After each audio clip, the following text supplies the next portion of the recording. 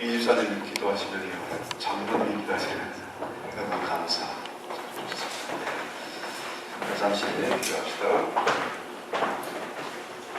주님한테 진심으로 기도드리니 이낙 집사님 그 기도를 들으시고 응답해 주시옵소서. 기쁨으로 주님 앞에 찬양하는 그 찬양을 주여 받으시고 주님 영광을 받으시고 이 시간도 하늘문을 여셔서 성령께서 우리에게 밝게 주시는 그 음성을 깨달아 가슴에 새기는 그런 은혜의 시간 되게 하옵소서. 성령께서 오늘 이 말씀을 풀어주시고 이 말씀을 풀어주실 때에 우리의 가슴이 다시 한번 뜨거워지게 하옵소서. 결단하는 은혜가 있게 하옵소서. 부활의 산수고망을 확실히 새기는 그런 시간 되게 하옵소서. 예수님의 이름으로 기도했습니다. 아멘. 노부가 이스라엘에 성지순례를 갔습니다. 한참 다니다가 부위에 사고를 만나서 교통사고를 만나서 부인이 할머니가 돌아가셨어요. 이 남의 나라에 와서 성지순례 와가지고 장례식을 치러야 되는데 이 할아버지가 이제 고민입니다. 자, 가이드가 얘기를 합니다. 여기서 현지에서 장례를 치르면은 비용도 저렴하고 절차도 간단한데 만약에 미국으로 돌아가려고 하면은 절차도 복잡하고 또 비용이 10배 이상이 됩니다. 어떡하시겠습니까? 이 할아버지가 고민을 하다가 비용이 좀 들더라도 미국에 가겠습니다. 미국에서 장례를 치르겠습니다. 아니, 몇 원입니까? 이게 좀 장례를 하면 간단한데 가이드에게 기존만 하더랍니다. 이스라엘 땅에서 만약에 장례 치르면 하늘에 부활할 거다. 주님 다시 사셨습니다. 부활하셨습니다. 우리 신앙인들, 기독교 신앙인들의 정체성이 뭘까요? 정체성이 아이덴티티가 확실해야 되는데 이 정체성이 뭡니까? 사랑입니까? 기도하는 겁니까? 보겠습니까? 그리스도의 십자가와 이 부활입니다. 타 종교와 우리 기독교가 확실하게 구분되는 것이 십자가와 부활입니다. 여기에 대해서 확고한 믿음을 가져야 어느 누구든지 대화를 할 수가 있고 타 종교와도 담대하게 소통할 수가 있다는 겁니다. 자, 이 반귀례라는 사람이 이런 얘기를 했습니다. 예수 부활 이전에는 기독교인, 크리스찬이 없었다. 우리 주님 십자가와 부활을 통해서 마침내 기독교인이 생겨나고 교회가 세워졌다는 거죠. 그래서 우리 주님의 이 십자가와 부활, 이것이 뭡니까? 결국 하나님의 사랑이에요. 하나님이 온 세상을 사랑해서 십자가를 지신 것이고 또 그 사랑의 클라이막스가 바로 부활이다. 우리 주님이 십자가로 통해서 죽으시고 3일 만에 부활하셔서 만왕의 왕, 만주의 주가 되셨는데 그러면 그러니까 이제 끝난 겁니까? 그분이 에헴하고 천하를 다스리고 호령하는 게 아니지 않습니까? 주님 부활하신 목적이 뭐냐? 주님 부활하신 후에 하신 일이 무엇이냐? 그걸 오늘 우리가 한번 살펴보고자 합니다. 자, 이 교회사를 보면요, 주님의 그 십자가 부활, 이게 가장 중요한 우리 신앙의 정체성인데, 이 부활이, 이 십자가 부활이 뭡니까? 내가 죽어서 천국 가는 것은 이걸로 사람들이 대부분 만족하고 있다. 천국과 지옥, 여기에서 사람들이 부활을 의식하고 있다는 거죠. 그런데 우리 주님이 부활하신 이유가 뭐냐? 왜 그분이 부활하셨고 왜 부활 이후에 무슨 일을 하시느냐? 이게 중요하다는 거죠. 이 교회사에서 보면요, 여러 가지 이단들이 많았는데 가장 심각하고 악질적인 이단이 뭐냐면 영지주의 이단입니다. 영적인 깨달음을 통해서 진리에 도달하고 구원을 얻는다. 이게 영지주의입니다. 영육 이물론이죠. 영과 이 둘이다. 그렇죠? 그래서 영은 선하고 육은 악하다. 자, 그런데요, 어떻습니까? 영적인 깨달음을 얻어서 그 지식으로 구원을 얻습니까? 그것으로 천국 갈 수 있다는 것입니까? 그게 착각인 거죠. 야고보서도 분명히 말합니다. 행함이 없는 믿음은 죽은 믿음이다. 우리가 예수의 십자가 부활을 믿는다고 하면은 뭡니까? 그 중심이 뭐예요? 사랑이지 않습니까? 사랑의 나눔이고 사랑의 실천이. 그래서 부활을 얘기할 때는 반드시 뭡니까? 십자가 따라오죠. 십자가와 부활입니다. 우리 주님 부활하셔서 실제로 만왕의 왕이 되시고 초월자가 되셔서 세상을 다스리시는데 그렇게 군림하는 것이 아니라 부활하시고 난 다음에 가장 먼저 가신 데가 됩니까? 갈릴리로 가셨어요. 먼저 제자들보다 먼저 가신 겁니다. 자, 이 갈릴리에 가셔서 주님이 더 자상하고 더 인간적으로 절망하고 또 너무 두려워하고 낙심한 이런 제자들에게 다가가셨다. 자, 우리 주님이 이 땅에서 하신 일들이 뭡니까? 주로 공짜로 밥 먹이시고요. 3,000명, 5,000명을 배불리 먹이셨어요. 돈 안 받았습니다. 공짜로 배불리 먹이시고 그분이 수많은 각색 병들 병자들을 고쳐주셨습니다. 가장 위대하고 사랑이 많으신 의사이신데 정말 최고의 닥터인데 그분이 돈 받고 고쳐준 게 아닙니다. 만약에 그분이 병원을 차렸으면 그야말로 떼돈을 벌었을 것이죠. 그분은 돈 안 받고 병자들을 고쳐주셨어요. 정말로 소외되고 차별받고 억눌리고 사회적으로 정말로 버림받은 그 사람들을 친히 찾아가셔서 사랑을 실천하시고 사랑을 베푸셨다. 정말 하루하루 사는 것이 지겹고 소망이 없고 차라리 이렇게 살 바에는 죽는 게 낫지 않겠는가 할 정도로 괴로워하는 그 인생들을 주님이 극진히 돌보셨어요. 최고로 대접을 하셔서 정말 살맛나게 만드신 겁니다. 아, 이런 분도 있구나, 이런 세상도 있구나. 그 많은 소외된 사람들, 불쌍한 사람들을 정신 번쩍 나게 살맛나게 만들어 주셨다. 난생 처음으로 주님에게 이런 사랑 대접을 받은 겁니다. 귀신 들린 사람이나 문둥병자나 안전병이나 소경이나 그렇게 가정과 교회와 사회에서 천대받던 그들을 주님이 일으켜 세워주신 겁니다. 우리 주님 예루살렘에 들어갈 때 어떻게 가셨습니까? 말 타고 폼 잡고 간 게 아닙니다. 어린 아기 새끼, 평화와 겸손의 상징이지요.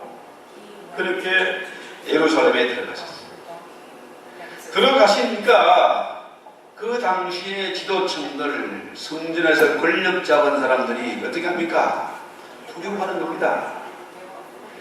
그 많은 무리들을 고치시고 사람들에게 인기를 얻는 그 예수, 사람들이 예루살렘, 우리 주님 예루살렘에 입성할 때에 호산나를 외쳤습니다. 자기들의 겉옷을 길에 깔고 종려나무 가지를 건들면서 호산나를 외쳤습니다. 그런데 이 성전 권력들이 주님을 두려워합니다. 어떻게든지 저 주님을 모함하고 죽이려고 하죠. 주님 예루살렘 가서 처음 하신 일이 뭡니까? 성전을 둘러본 겁니다. 성전 청소를 하십니다. 자, 이렇게 되니까 그 당시의 권력층들이 주님을 죽이려고 하죠. 이 일로 인해서 주님이 빌라도의 법정에 끌려가게 되고, 이 사람들이 악랄하게 로마의 권력과 결탁을 해가지고 결국 뭡니까? 십자가의 처형을 받게 만드는 거죠. 우리 주님 이 폭력, 이 무력을 사용하지 않았습니다. 그래서 나귀를 타고 가시는 거고, 또 베드로가 이 성전 세력 그 졸개 말고의 길을 칼로 내리쳤지 않습니까? 기가 떨어져 나갔어요.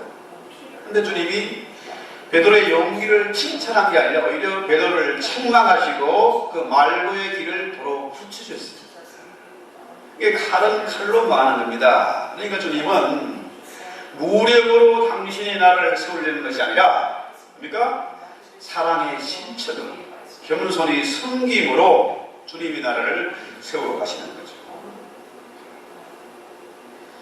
그래서 빌라도가 주님에게 묻습니다. 신문하는 거죠. 법정에서. 네가 유대인의 왕이냐? 물어보죠. 우리 주님 뭐라고 대답하십니까? 당신은 총칼을 가지고 나라를 세웠고 권력을 유지하지만은 나의 나라는 그런 나라가 아니다. 이렇게 말씀했습니다. 내가 다스리는 나라는 바로 사랑의 나라다. 사랑 나라다. 킹덤이 아니라 이 러브돔이다. 사랑 나라다. 그래서 사도행전 5장 30절에 보면은 너희가 나무에 달아 죽인 예수를 우리 조상 하나님이 살리시고 이스라엘로 회개케 하사 제 사함을 얻게 하시고 그를 오른손을 높이사 임금과 구주로 삼았다. 여기서 임금이라는 말이 뭐냐 하면은 아르케보스란 말인데요. 이 아르케보스가 뭐냐 하면은 이 수영을 잘하는 사람이다. 당시 배를 지금처럼 승착장, 부두가 잘 발달되어 있지 않습니까? 자, 배를 몰고 육지에 들어가려고 하는 우리가 수영을 제일 잘하는 사람이 밧줄을 허리에 동이고 먼저 가서 배를 딱 바위나 이렇게 부두에 딱 묶어두는 거죠. 그러면은 사람들이 안전하게 밧줄을 잡고 육지에 들어갈 수가 있는 거죠. 그래서 아르케보스 이게 뭐냐면은 수영 제일 잘하는 사람. 그 의미가 뭐냐면은 개척자, 무슨 선구자 이런 말이죠. 우리 주님이 우리의 임금 되셨다. 이 말은 뭡니까? 그분이 선구자예요. 총칼을 가지고 군림하는 그런 왕이 아니라 먼저 앞장서서 길을 내시는 분입니다. 천국 가는 길을 내셨고 구원의 길을 내신 분이십니다. 자, 그래서 그분은 말로만 하는 사람이 아니라 친히 행함으로 거친 파도를 헤치고 홀로 그 건너가서 우리를 구원해내는 길을 내는 그런 분이시다. 그래서 로마의 백부장이 이제 주님을 사형 집행하는 집행관 아닙니까? 이 백부장이 요즘 말로 말하면 군대의 한 중대장 중 되는 사람이죠. 로마의 백부장이 주님이 십자가에 달려 처형하는 그 장면, 죽음의 장면을 보고 뭐라 그럽니까? 이는 진실로 하나님이 아니었다. 로마의 황제는 뭐냐 하면은 자신의 권력을 아주 권고하게 하기 위해서 뭡니까? 지가 신이 됩니다. 황제가 됩니다. 황제. 나는 만왕의 왕이다. 모든 신 중에 으뜸이다. 그렇죠? 그래서 어느 누구도 황제의 명을 거역할 수가 없습니다. 이 로마의 백부장은 뭡니까? 황제의 명을 집행하는 사람이에요. 황제의 명에 따라서 예수를 이제 십자가로 처형하는 거죠. 그런데 이 사람이 예수의 죽음을 보면서 뭐라 그럽니까? 발칙하게도 황제의 명을 거역하고 뭡니까? 이 사람이 진실로 하나님의 아들이다. 완전히 반역감이죠. 초연감입니다. 그렇죠? 황제가 신인데 이 나사렛 예수 십자가에 달려서 힘없이 죽은 그 예수가 바로 이 사람이 하나님의 아들이다. 이런 얘기를 하죠. 그렇습니다. 우리 주님이 만약에 총칼을 가지고 세상 권력처럼 그렇게 왕권을 행사했다고 하면은 뭡니까? 하늘 군대를 동원해서 이 성전 세력과 로마의 권력을 무자비하게 한순간에 썰어버릴 수 있습니다.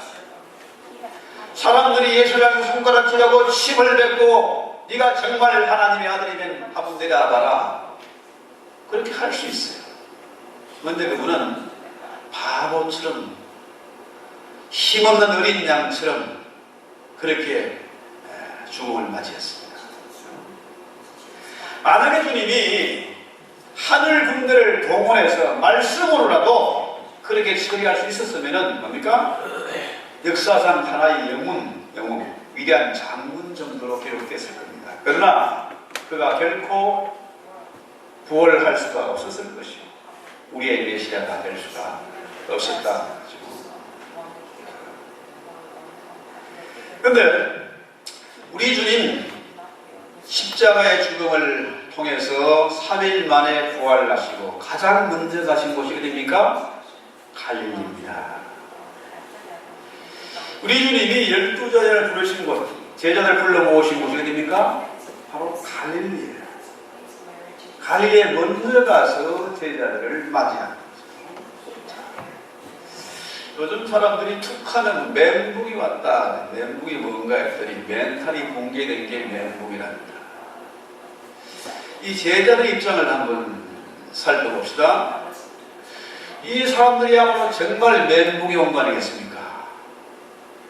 정말 이게 든든한 동아줄인 줄 알았는데 알고 보니까 예수가 썩은 동아줄이라. 줄을 잘못 쓴 겁니다. 적어도 주님의 나라가 임하면 영의정, 장의정 정도 딱 확보한 줄 알았는데 이게 대박물이다가 쪽박을 쳤습니다. 이런 쪽박이 없어요. 재산 바치고 고향과 부모를 친지를 버리고 주님을 3년 동안 따라다니는데 우리 주님 무양 십자가에서 힘없이 옷 벗김을 당하고 침뱉음을 당하고 피 흘려 돌아가시고 말았습니다. 자, 이제 도대체 무슨 일이 닥칠 것이냐? 먹고 살아야 되니까 갈 수 없이 어떻게 해요? 고향으로 돌아갑니다. 고기 잡으러 갑니다. 자, 밤새도록 고향에 너무 힘없이 가가지고 마지 못해서 먹고 살려고 그물을 던지는데 밤새도록 한 발도 못 찾았어요. 자, 이게 걱정입니다. 살 길이 막막. 그전엔 좀 모아놓은 돈도 있고 기만이 있었는데 이제 누구도 없고 고기를 잡으려 했지만은 고기도 안 잡히고 일용할 양식 걱정을 해야 되는 그런 처지가 됐어요. 우리 인생이 그렇지 않습니까? 날마다 이런 인생으로 비참하게 별 볼일 없이 끝난다 하면은 소망이 없지 않습니까? 내일에 대한 무슨 기대가 있으면은 그래도 살만 날 텐데 힘이 생길 텐데 그것도 없습니다. 자, 완전히 멘붕이 와가지고 죽을 지경인데 거기다가 경제적인 고통, 그 위기까지 닥쳐서 그야말로 총체적으로 지금 위기를 만난 겁니다. 살 맛이 안 나는 거예요. 흔히들 그런 얘기 하지 않습니까? 무서운 사람, 어떤 사람입니까? 내일이 없는 사람들. 자, 어차피 뭐 이렇게 살 바에야 죽음으로 모든 걸 해결합니다. 내가 자살하는 것만이 유일한 게 아니다. 이런 사람들 참 어리석고 무서운 사람들이잖아요. 자, 내일이 있다고 생각하는 사람과 내일이 없다고 생각하는 사람의 그 삶의 방식 차이가 엄청난 겁니다. 근데 지금 뭡니까? 이 제자들이 지금 그런 형편에 처해 있는 겁니다. 그런데 우리 주님이 이 제자들에게 나타났어요. 오늘 성경 한번 볼까요? 보니까 4절에 보면 21장 4절 날이 새어갈 때에 예수께서 바닷가에 서 있는데 제자들이 예수인 줄 알지 못했어요. 분명히 여기 보니까 성경에 보니까 오늘 나타나신 것이 제자들에게 세 번째 나타난 겁니다. 그런데 부활에 대한 평소에 주님의 가르침을 믿었다고 하면 주님인 줄 알고 달려갔을 텐데 예수인 줄 알지 못했습니다. 그런데 우리 주님 이렇게 절망하고 두려워하고 고통당하는 이들을 주님 찾아오셔서 아주 인간적으로 따스한 모습을 보이세요. 자, 이전에는 주님이 제자를 부를 때 처음 갈릴리에서 뭐라고 했습니까? 배와 그물을 내버려 두고 나를 따라오라 그랬어요. 그런데 여기서 뭐라 그래요? 그물을 어디다 던지라고? 친절하게 그물을 어디다 던져라 가르쳐 주세요. 그랬더니 뭐요? 고기가 너무너무 많이 잡혀가지고 배가 가라앉을 지경으로 잡힌 겁니다. 그것도 엄청나게 큰 고기들만 잡혔어요. 누구나 보세요. 오늘 성경에 보니까 주님이 호숫가에서 이 갈릴리 바닷가에서 친히 숯불을 피워놓고 고기를 구우세요. 빵도 구우시고 고기도 구우세요. 쉽게 말해서 숯불고기, 숯불 바베큐 지금 파티를 준비하고 계신 겁니다. 그것도 이전에 주님은 뭡니까? 500일의 잔치를 베풀 때나 6월절 만찬 이럴 때 주님이 친히 잔치상 준비하지 않았잖아요. 주님 따라다니면 저 어디가 먹을 게 많았는데 주님 친히 쿡을 한 게 아닙니다. 근데 여기 오늘 보니까 주님이 친히 불도 피우시고 바베큐도 하시고 빵도 구우시고 그것도 모자라서 어떻게 해요? 직접 제자들에게 서빙까지 하세요. 갖다 주시는 겁니다. 얘들아 오너라. 얼마나 춥고 얼마나 배고프냐. 얼마나 낙심되고 정말 너무 어려운 가운데 있냐. 위로하시는 겁니다. 너무나 자상하고 너무나 인간적인 주님의 모습을 부활하신 주님의 모습을 여기에 보이고 있습니다. 춥고 배고프고 서럽고 정말 분노했던 이 제자들을 따뜻하게 받아주시고 위로하시는 주님. 친히 고기를 구우시면서 서빙을 하시는 그 주님의 모습이 얼마나 인자하고 인간적이냐. 이것이 바로 뭡니까? 주님의 진정한 그 성만찬 아니겠느냐. 그렇죠? 우리 오늘 예배 중에 성찬식을 합니다만 이 성찬 뭐예요? 주님이 친히 베풀어 주신 만찬. 멀리 떠났던 자식이 개고생을 하고 정말로 힘겹게 집에 들어왔을 때 어머니가 뭡니까? 따뜻한 밥상을 마련해가지고 얼마나 고생하나요? 이것도 먹고 이것도 먹고. 이게 바로 어머니의 손길 아니겠습니까?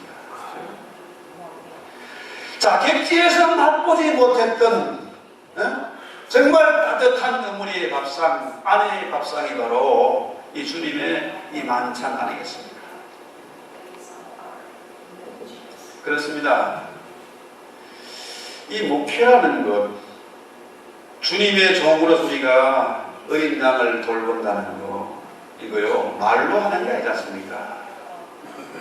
흔히들 예수적인 말쟁이다, 말만 하는 사람들, 특히 무슨 논쟁을 하면 안질려고 악을 쓰고 하는 사람 있지 않습니까?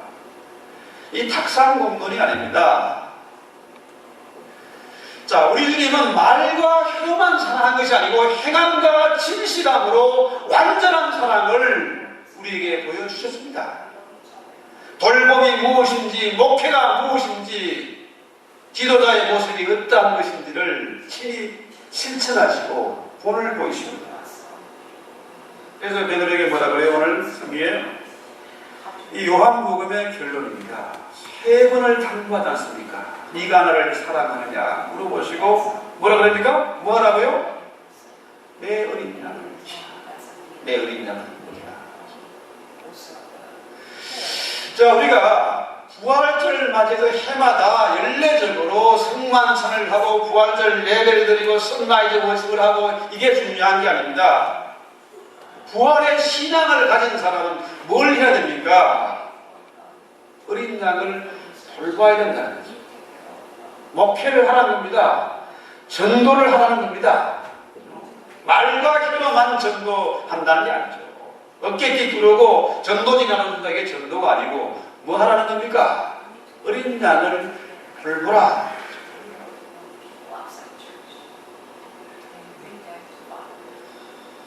그렇습니다. 이 죽음, 우리 주님이 십자가의 죽음을 겪고 난 다음에 어떻게 해요? 부활을 하셨습니다.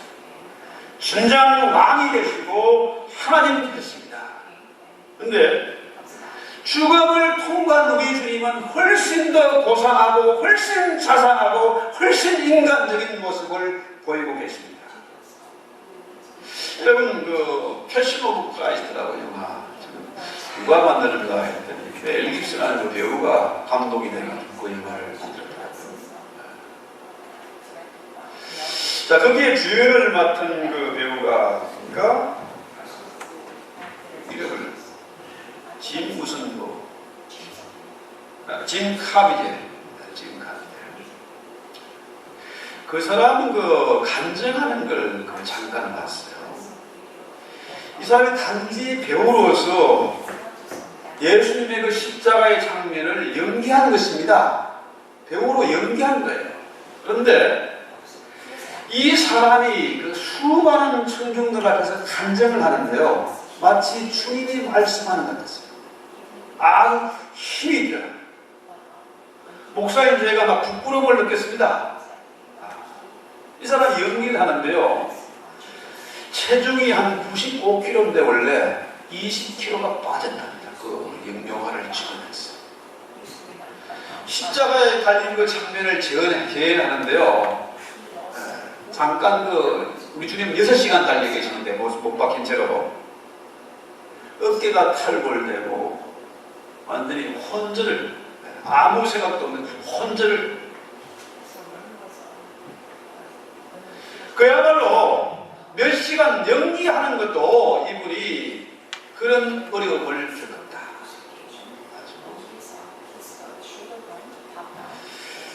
그렇습니다.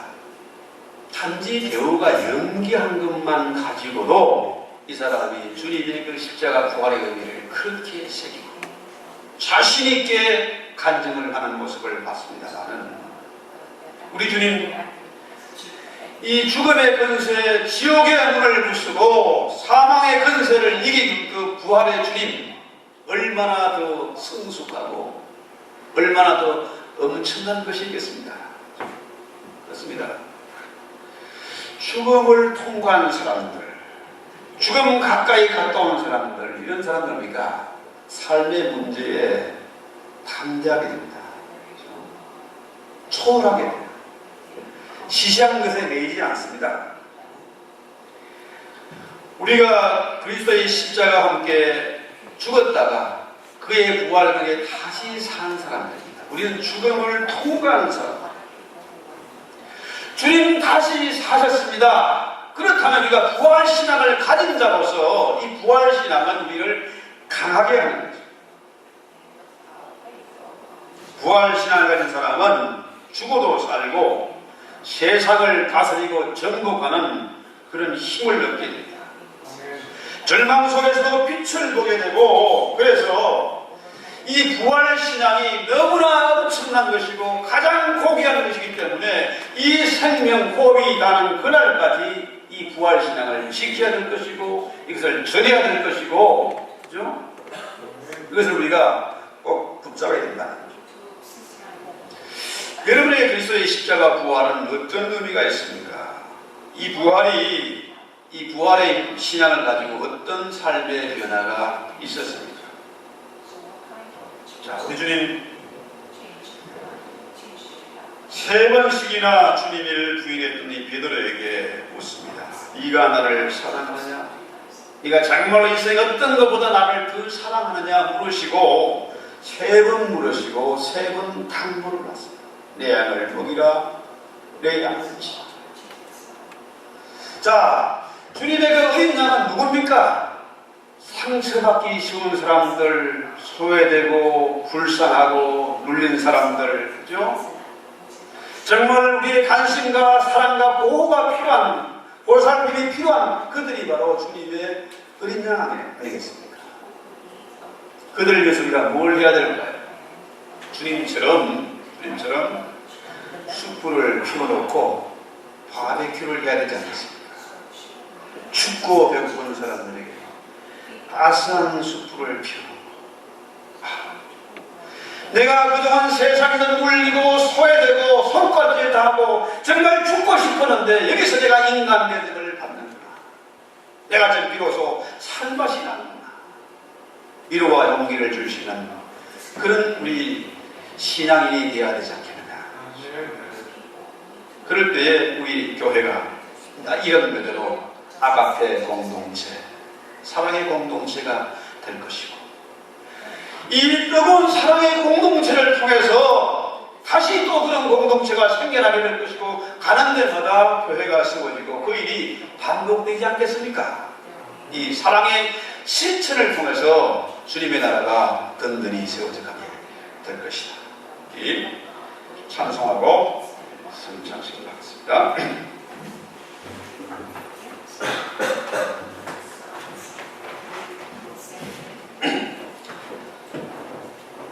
찬송가 바꿔보겠습니다.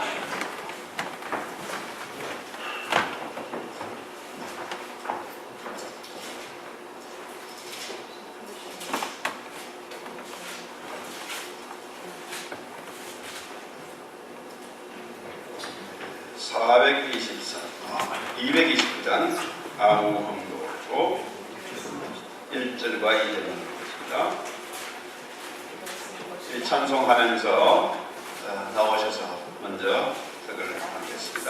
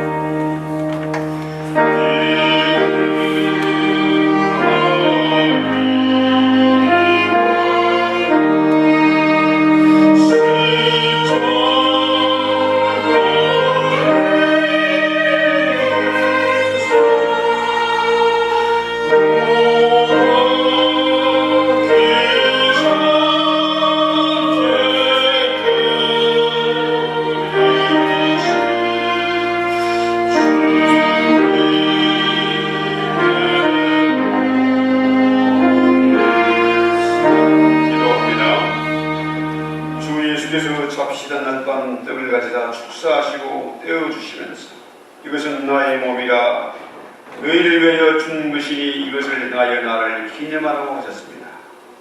사랑이 많으신 주님, 당신의 세우신 뜻을 따라서 주의 승천상을 베풀고 지금 떡을 떼고자 원합니다.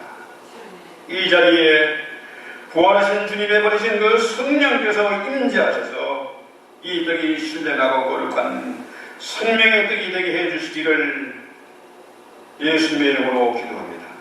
아멘.